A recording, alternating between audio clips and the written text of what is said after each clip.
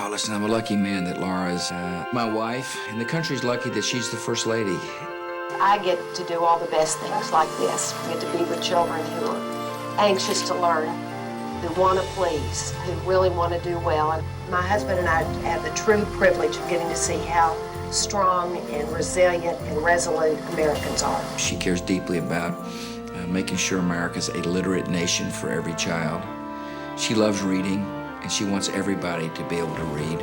We know that if children can read, they can read science and they can read history, and they can be successful in every subject. Remember what cider's made out of? I see a big commitment around the United States, school districts and state departments of education choosing curriculum that really does use research-based methods to teach children to read, so that we don't just shuffle children through and they end up with a high school diploma but unable to read.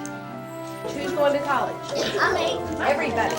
She's impressed by the teacher core of our country and spends time rallying the teachers. Laura cares deeply about the plight of women around the world. The poverty, poor health, and illiteracy that the terrorists and the Taliban have imposed on women in Afghanistan do not conform with the treatment of women in most of the Islamic world. And now they know the United States not only keeps his word when he gives his word, but the United States cares about them and wants them to have a vibrant life, so that their children, so that the young girls in their families can grow up and realize their dreams. And of course, the most difficult part is to meet with the families of our soldiers who sacrificed so those people in Afghanistan and Iraq can be free, and so we can have a more secure future. We've met with people who've lost their loved ones, their husband or their child. They usually strengthen us with their courage and their grace. She's such a steady, calm influence. She brings such grace and dignity to the White House. We've had some very, very challenging times, but I've also seen Americans rise to every challenge. I've seen how decent and generous Americans are.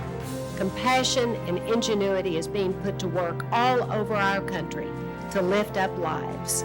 From the mentoring of children of prisoners, to bringing meals and friendly conversation to our elderly neighbors. All of those things reassure me about our country. They reassure me about our future, because I have such confidence in the American people.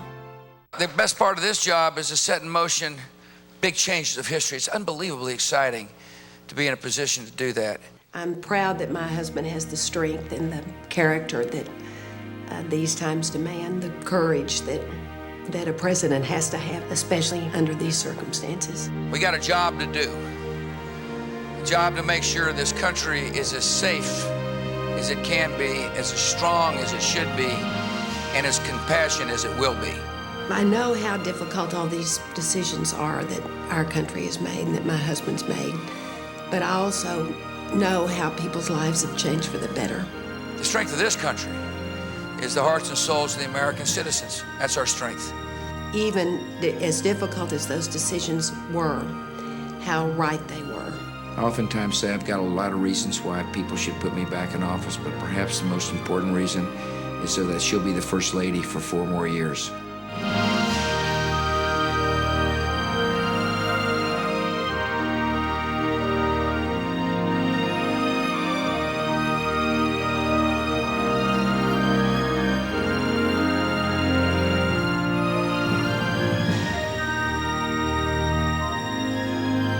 I really appreciate that so much.